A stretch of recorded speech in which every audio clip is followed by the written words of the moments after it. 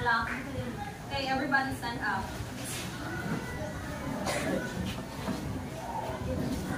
Okay, Mr. Corion.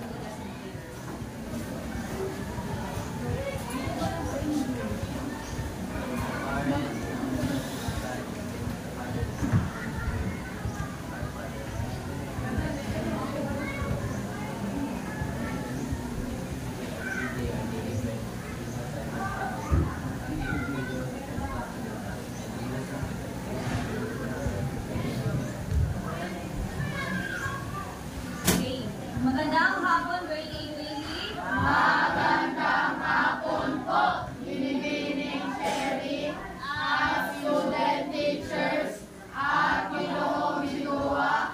Ang kapayapaan ay sumasa inyo at mabuhay. Okay, so before tayo mag-take your seat, everybody stand up. So let us shake our hands, no, para ma-energize tayo may kamay. So shake your hands up, side, and forward. Okay. So, energize na ba ang lahat? Okay, later. So, before kayo umupo ay let us check your ilalim ng inyong mga desk, no? Arrange your chairs before kayo umupo. Kung merong mga papel, please pulutin at itapon sa tamang basurahan. Okay. Okay.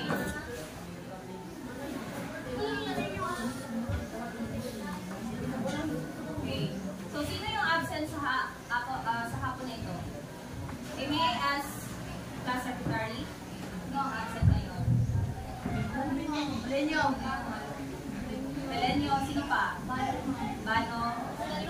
At Palomares. Okay, ilista yung mga lumitan na yung at ibigay sa akin ang listahan. Okay lang? Okay. Okay.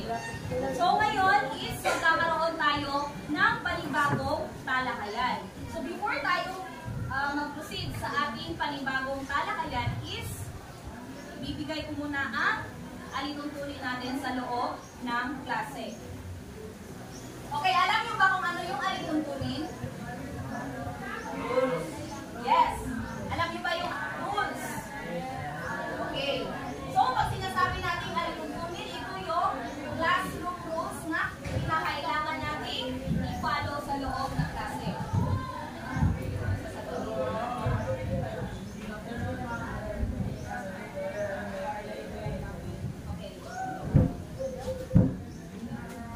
Okay. So ito yung mga alituntunin sa loob ng ating klase. Nang sa gayon, mas maging organisado ang ating talakayan sa araw na ito. Una, sabay-sabay na basahin. Makinig sa guro o nagsasalita. Again, sabay-sabay. Makinig sa guro o nagsasalita. Okay. So, kinakailangan natin makinig sa guro kung nagsasalita or nagtatalakay ang guro sa harapan is kinakailangan natin makinig or even sa ating mga kaklase kung sila ay nagsasalita or nagpapahayag ng kanilang ideya sa klase. Pangalawa, okay, so I encourage each one of you to actively participate later on sa mga activities na aking hinanda. Then, pangatlo, okay, so let us be respectful, hindi lang kay teacher but also sa mga kaklase. Okay lang ba? Naiintindihan ang alituntunin? Okay. So before tayo mag-proceed sa ating talakayan, meron ba tayong mga assignments? Okay. So ipasa sa harapan yung mga assignments. Ipasa sa harapan.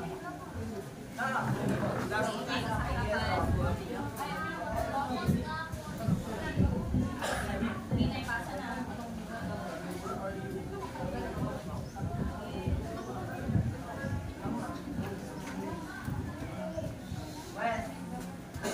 Okay, meron ba mga assignments?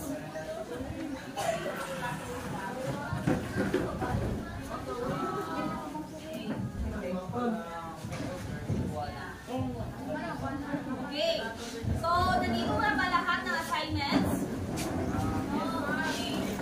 So, ngayon is, bago tayo tumako sa ating panibagong aralin, ay magbalik-aral muna tayo.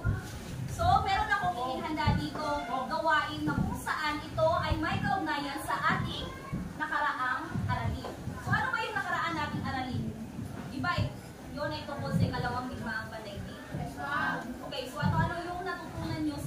ikalawang digmaang pandaigdig.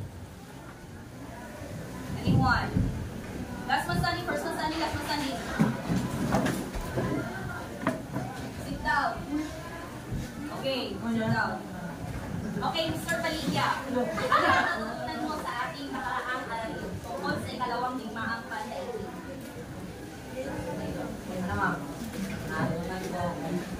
Okay, makinig.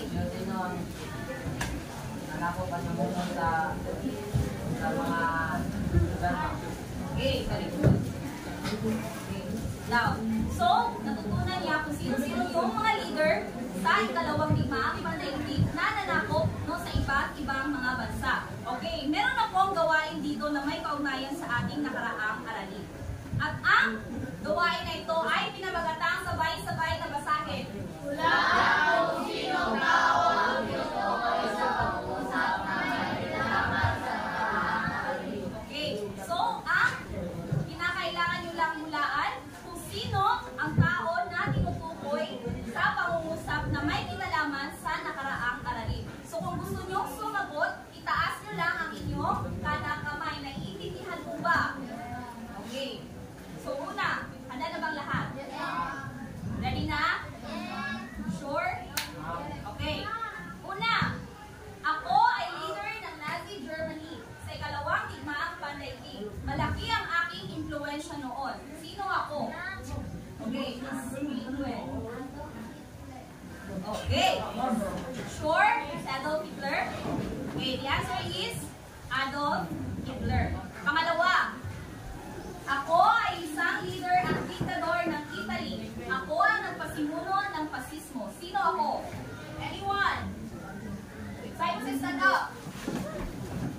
Okay, sit down. Okay, Mr. Abaye. Sit down na. Okay, sit down. Sino? Okay. Okay. So, the answer is Benito Mussolini. Okay, very good. Last, ako ang leader ng Japan noong ikalawang digmaang pandaigdig. Okay, isayawan. Okay, si Emperador. Okay, very good. Si Emperador Hirohito. So, sila ang mga leader, diba, ng anong mga bansa? Japan. Okay, very good. Sila ang mga leader ng mga bansang Germany, Italy, at Japan. So ngayon ay dumako na tayo sa ating panibagong talakayan or aralin. Pero before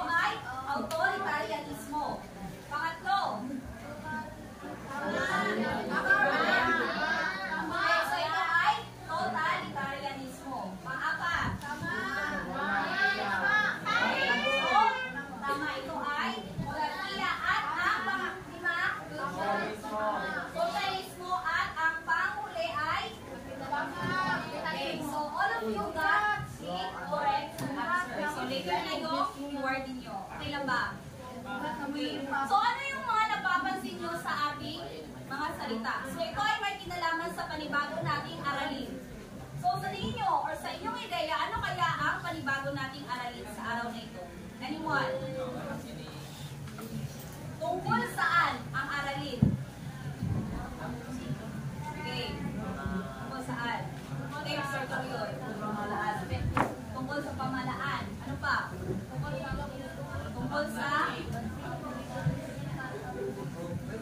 Okay. So, ang panibagong aralin or paksa na tatalakayin natin sa hapon na ito ay tungkol sa sabay-sabay na basahin. Again, sabay-sabay na basahin.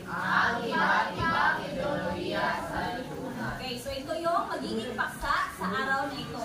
Ang iba't ibang ideolohiya sa lipunan. So before tayo mag-proceed sa ating talakayan, is sabay-sabay muna natin basahin ang ating layunin sa araw na ito. Ano po?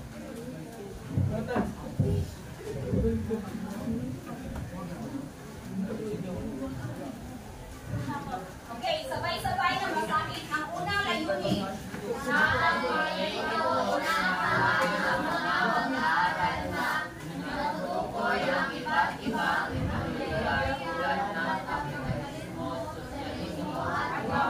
Pangalawa, sabay-sabay.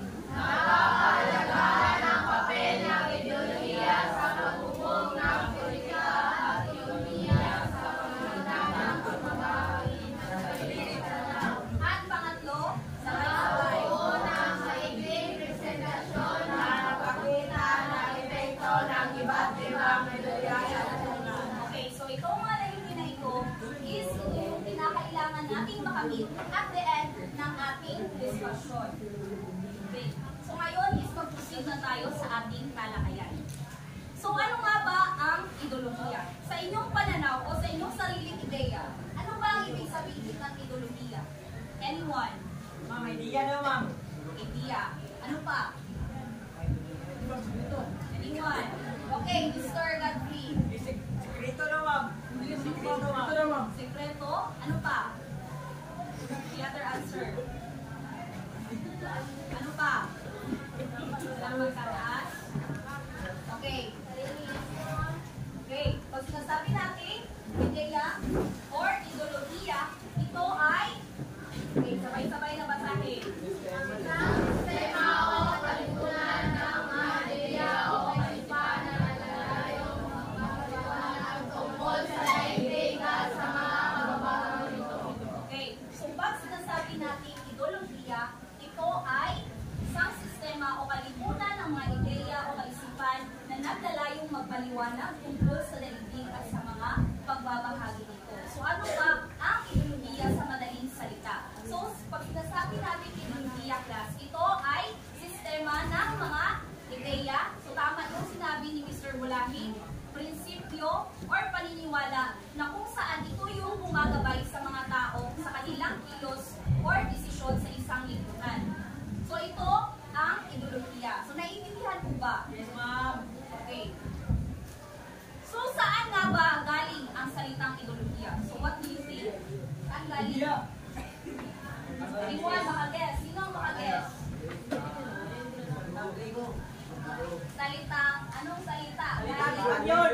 Mga Espanyol ma'am. Makikita lang ang hint sa salita na ideolohiya. Source with letter I. Asia. Indonesia. Salita ito, salita. Ma'am. Idea ma'am. Mr. Rosilio, stand up. Okay. So, ang salitang ideolohiya ay galing sa salitang ideya o kaisipan, na kung saan ito ay tumutukoy sa mga prinsipyo na gumagabay sa kilos o desisyon ng tao sa isang lipunan. So again, saan galing ang salitang ideolohiya? Idea o kaisipan. Okay. So, ang ideolohiya ay may tatlong kategorya. Ano-ano ang mga ito? Una, okay, sabay-sabay. Pangalawa, at pangatlo. take note of this ha. So ito yung tatlong kategorya ng ideolohiya. So ngayon ay magtungo na tayo sa iba't ibang ideolohiya sa lipunan. Una ay ang kapitalismo. Okay, Mr. Gorion, pakibasa. Okay, makinig. Isang sistema pamamayan saan distribusyon at kalakalan ay kontrolado ng pribadong akal at may limitadong papel ang pamahalaan.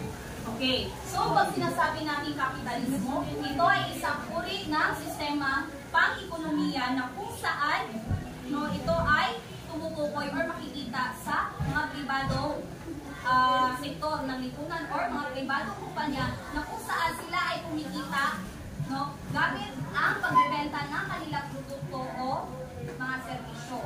So, one concrete example of this is ang bansang United States of America.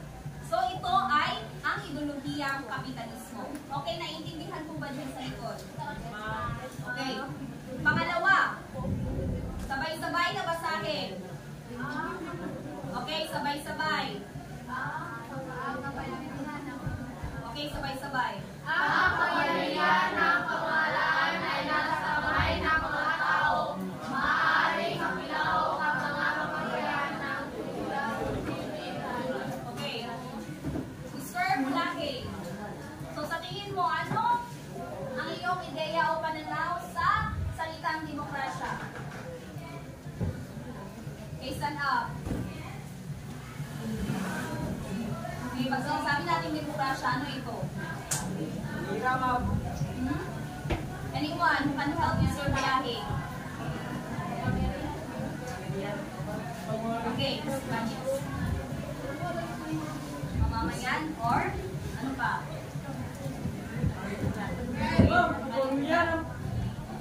Okay, sandal. Okay, so pag sinasabi natin demokrasya, ang kapangyarihan ay nasa kamay ng mga tao. Yes, nasa kamay ng mga tao. Isang konkretong halimbawa dito ay ang bansang bansang Pilipinas. Diba? Tayo ay nasa democratic country. So tayo ay pumipili ng ating mga pinuno. Ano ba? Yes. So, ang demokrasya ay may dalawang katangian. Ito ang tuwiran at di tuwiran. So, sa mga tuwiran, so pag sinasabi natin tuwiran, ang mga tao or ang mga mamamayan ay direktang bumuboto sa pamamahala o desisyon ng pamahalaan. Samantala, ang di tuwiran naman, ang mga tao ay bumuboto ng mga katawan ng gobyerno na kung saan yung mga gobyerno na kanilang inihalal, sila ang gagawa ng batas para mabay sa kanila. Okay, naiintindihan po ba? So, sa tingin nyo, sa katangian ng demokrasya na bibilang ang Pilipinas, tuwiran o di tuwiran? Tuwiran. Tuwiran? Tuwiran. Okay, very good. So, ang bansang Pilipinas ay nabibilang sa di tuwiran na demokrasya. Okay, next is next, sabay-sabay na basahin. Ang namumuno ay Okay, sabay-sabay. ang namumuno ay relo sa kapangyarihan. Okay, so, pag sinasabi natin authoritarianismo, ang namumuno or ang kapag ito ay isang uri ng pamahalaan na kung saan ang kapangyarihan ay nakasentro sa isang pinuno. Okay, isang tal. Naiintindihan po ba? Okay, one concrete example of authoritarian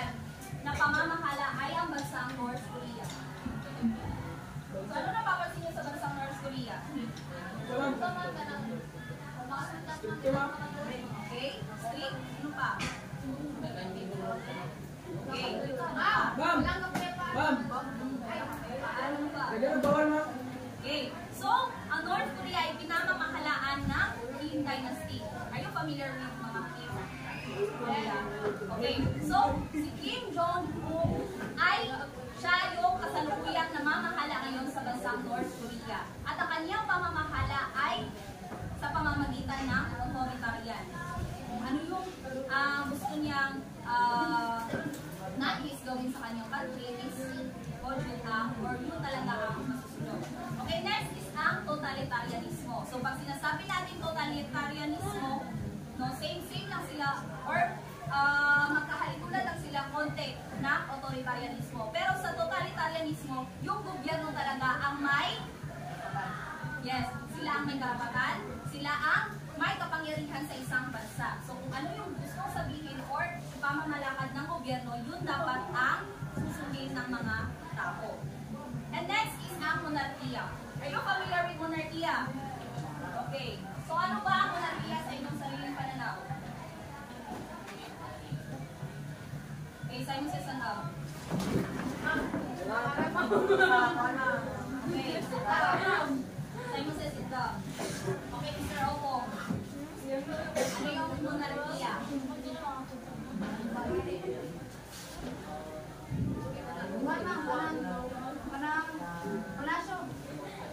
Okay, very good. So, pag sinasabi natin monarkiya, ang hari at reyna ang namumuno sa isang bansa. So, meron tayong dalawang klase ng monarkiya, ang absolutong monarkiya at ang constitutional na monarkiya. Okay, next ay ang socialismo. Okay, pakibasa, Miss Sayawan.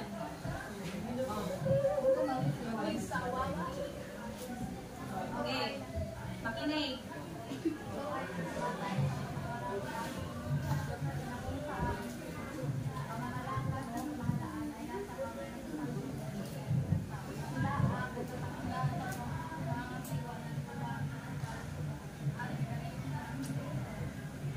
Okay, very good. So, pag sinasabi natin socialismo, no, yung kapangyarihan or ito ay isang sistemang pang-ekonomiya na kung saan yung mga ari-arian o yaman ng isang bansa ay kontrolado or pag-aari ng Estado.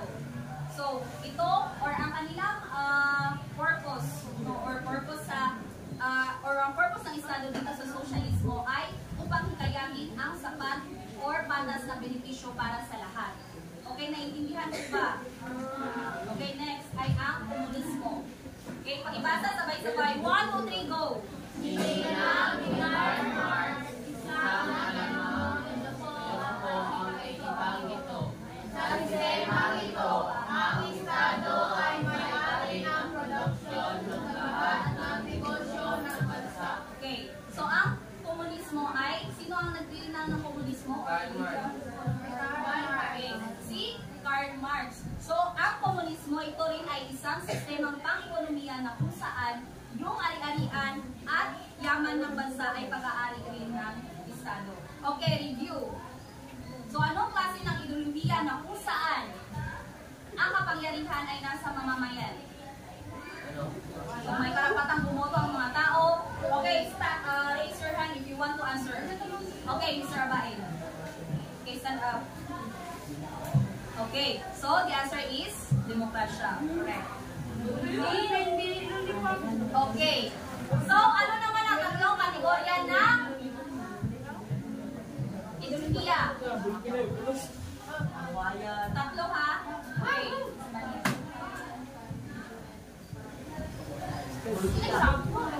Okay, very good. So, pangkabuhayan, panlipunan at pang-politika. So, yun yung tatlong ideolohiya ng tatlong kategorya ng ideolohiya. Ano naman ang ito ni sila kabuo. Itong ideolohiya or iba't ibang ideolohiya sa lipunan. Sino yung makakapagsabi? Okay, Mr. Torion. Okay, stand up. Ano-ano yung mga ideolohiya, iba't ibang ideolohiya sa lipunan?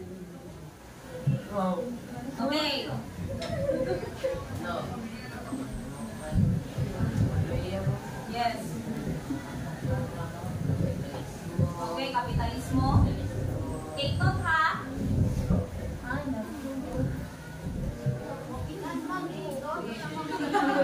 Ay, community. Ano pa?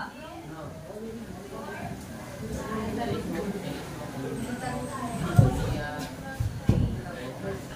Okay, demokrasya. Okay. So, ang iba't ibang ideolohiya sa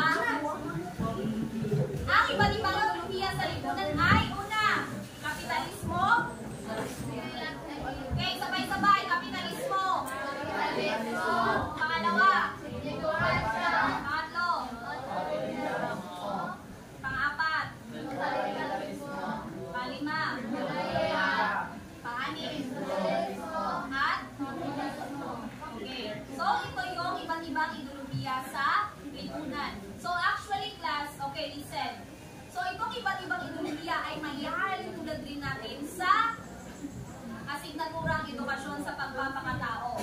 Bakit, ma'am? Why? So, ang mga ideolohiya, di ba, ito yung gumagabay sa ating yung mga prinsipyo na pinaniniwalaan natin, di ba, yun yung gumagabay sa mga kilos or mga desisyon natin sa buhay. Tama or mali? Okay. So, ito ay kabilang din sa paghubog sa desisyon ng buhay ng tao. So, ito ang iba't ibang ideolohiya sa lipunan. Okay, question. Kung ikaw ay isang pinuno ng bansa, anong ideolohiya ang iyong ipapatupad upang masiguro ang kaunlaran sa politika, ekonomiya, at kapayapaan? Anyone who can share their thoughts? Okay. Ano? Hands up. Okay, wala? First man standing. Last man standing. Ayaw, mag-ipungan ko nila, ma'am. Sit down. Okay. Mr. Makigod. Okay, anong ideolohiya? Demokrasya, bakit?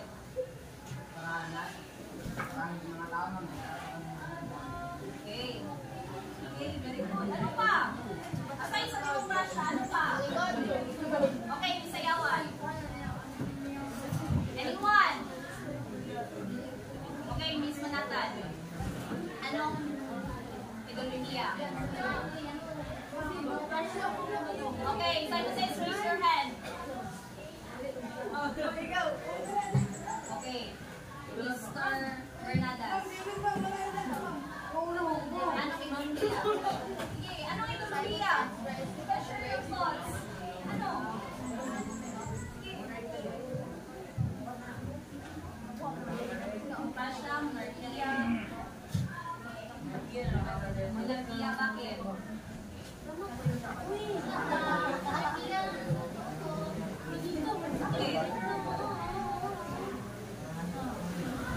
Okay, Mr. Opo. Okay, Mr. Mañez. Okay, Lucen. Okay, demokrasya para marinig kung ano yung opinion ng iba. Okay. So ngayon ay may maigay tayong presentasyon. So it is a group activity. And I know na meron na kayong mga group before sa ating nakaraan, di ba? Okay. So ipapangkas ang klase sa tatlo. Bumuo ng maiging presentasyon ang klase tungkol sa epekto na iba't ibang ideolohiya sa lipunan. Maaaring sa pamamagitan ng tula, awit at talumpati. So ito yung mga grupo. So inilagay nila dito. Okay, go here. Sige na. Okay, go. Group 1, Group 2. Sige na, move na. Okay, maganda. Nagkawat ko. Okay na, sige na. Sige ka.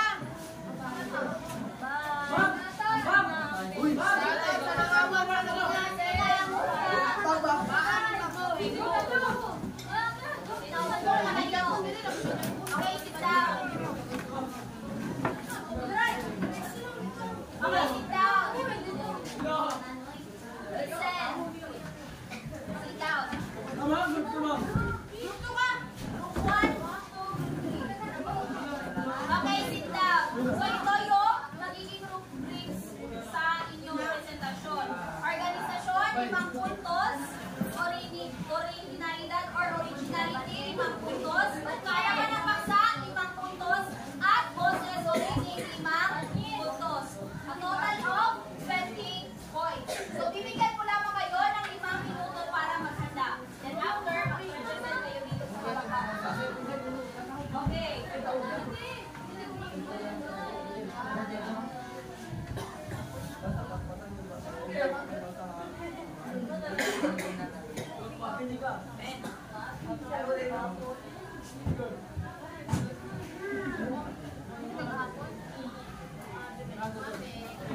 Ma'am, papano to members, ma'am? Lagi kami. Sa mo man si sayawan mo. Hoy, group to sayawan. Masalamat.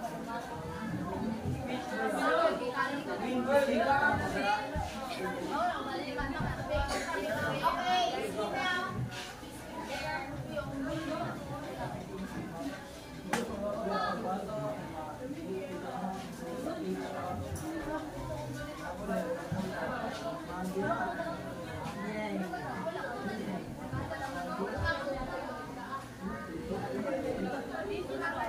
Okay, bye. At 1:35, let us start your presentation. Okay? Start na yung presentation.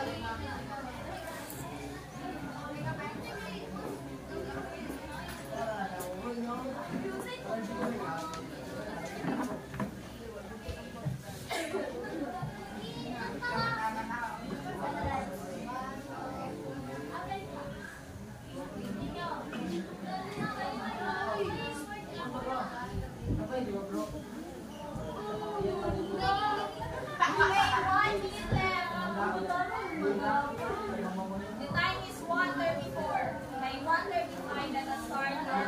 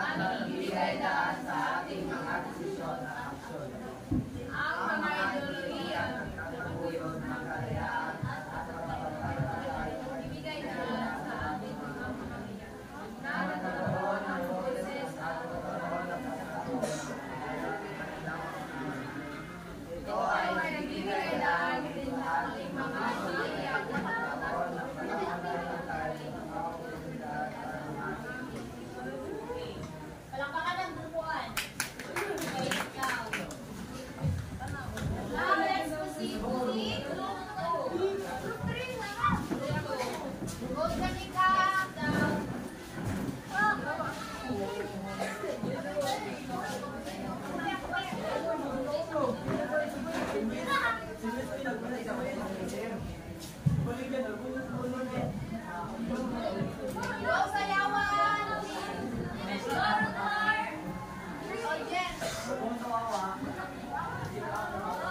Okay, makinig. Okay, listen. Makinig tayo sa presentasyon ng Pepen. Okay, start.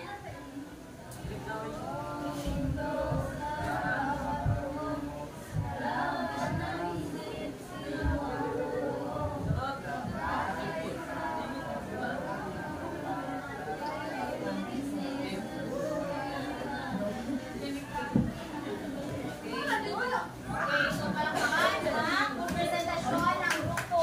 Ayun, let's proceed to the group 3. Okay,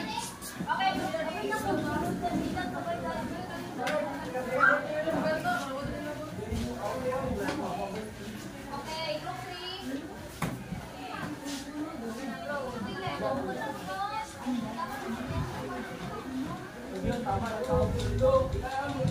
Okay. Okay, move to center.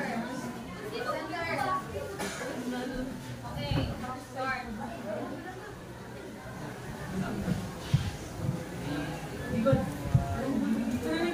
Okay, listen.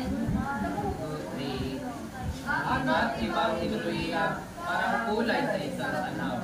May kanya-kanyang hugis. Sa lipunan ay nag-ibang ang komunismo. Pantay-pantay ang layunin. Ngunit sa landas, sulirain at pahihirap ang landas ng bansa. Sosyalismo, pagtutulungan ng paliwanag. Ngunit sa pamilya, minsan ay nagiging ang liberalismo, kalayaan ang sigaw. Ngunit ang kompetisyon, minsan ay nagtutulong ng pagkalayo. Ang pagkakaliyo, tradisyon ang nag-aaral. Ngunit ang pagbabago, minsan ay kailangan ng pangulayo. Ang pasismo, kapangyarihan ang mga. Ngunit ang karapatan, madalas ay nakukulaan.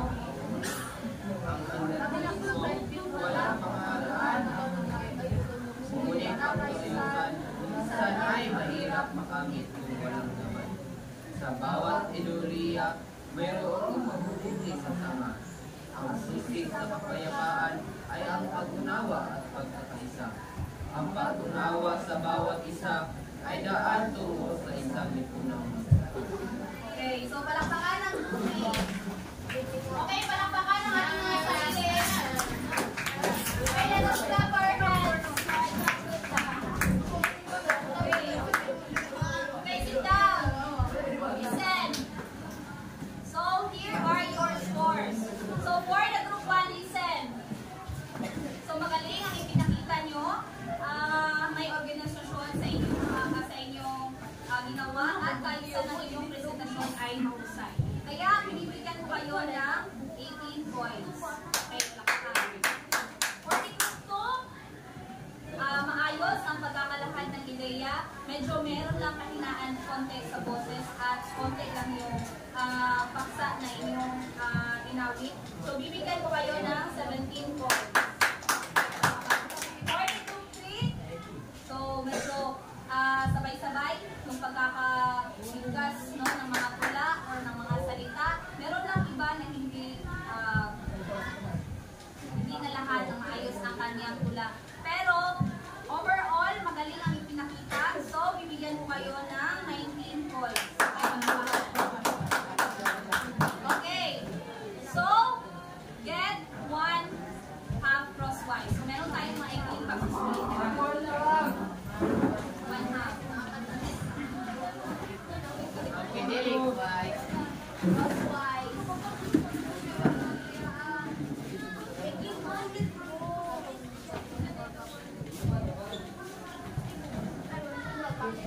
Okay, sit down. Okay, sit down. Makinig sa teacher. Okay, so ito yung magiging maikling pagsusulit. Okay, sit down. Listen, sit down. So ito yung magiging maikling pagsusulit ninyo ngayon. Okay, listen. Unahan ang table na nasa ibaba. Ilagay kung saan kategorya na bibilang ang iba't ibang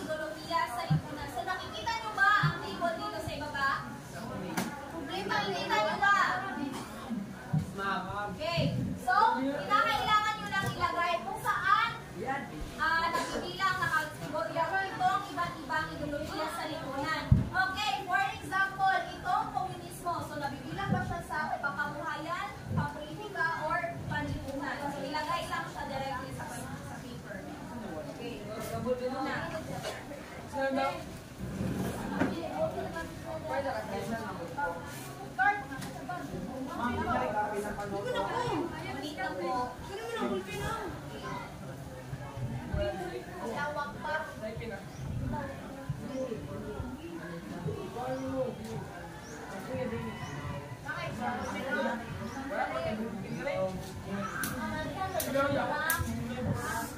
Okay. Ma'am Sherry. Yes. Direct answer.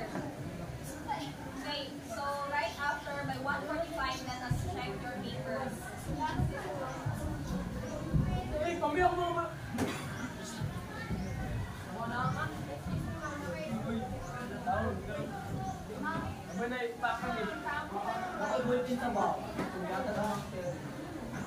Yun na, by 1:45.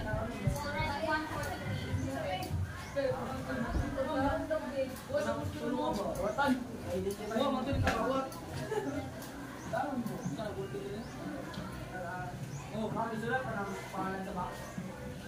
Direct answer. Right, yes.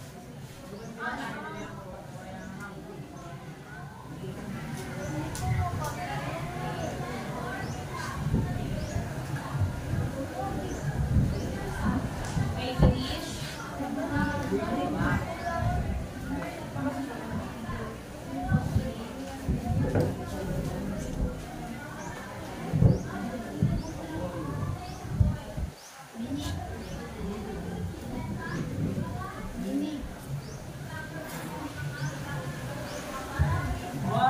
Okay, tapos na. Okay,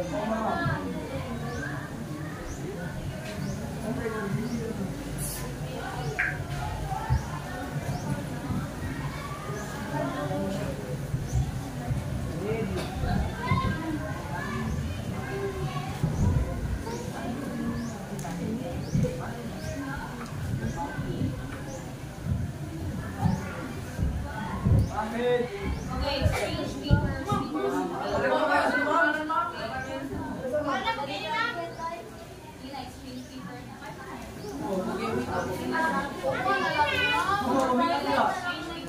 Exchange paper.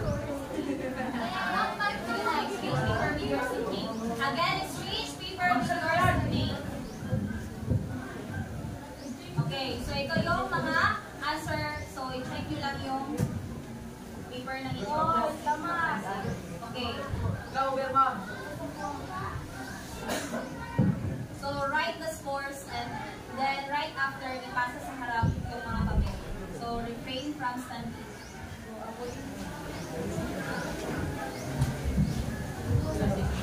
Okay, write the scores. Okay, pass the paper in front. Ma'am, gigisi ako papel, ma'am. Okay, pass the paper in front.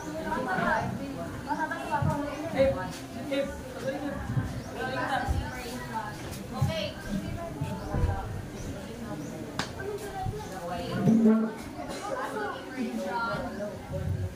Pinapass the paper in front. Okay, sit down. Yes! Okay, sit down. Sit down, sit down, sit down. Okay, sit down. Okay, listen. Sit down. Yes. Okay, so ito yung magiging takdang aralin natin. So, ipasa ito bukas. So, ang takdang aralin natin ay sagutin sa one-half crosswise. Paano nakaka-apekto ang ekonomiya sa isang bansa sa pag-ugnayan sa ugnayan ng ibang bansa? Magbigay ng konkretong halimbawa. So, before tayo magtatapos, is balikan muna natin ang ating layunin. Okay, number 1, natutukoy ang iba't ibang ekonomiya tulad ng kapitalismo, sosyalismo at iba pa. Tutukoy ba natin? Okay,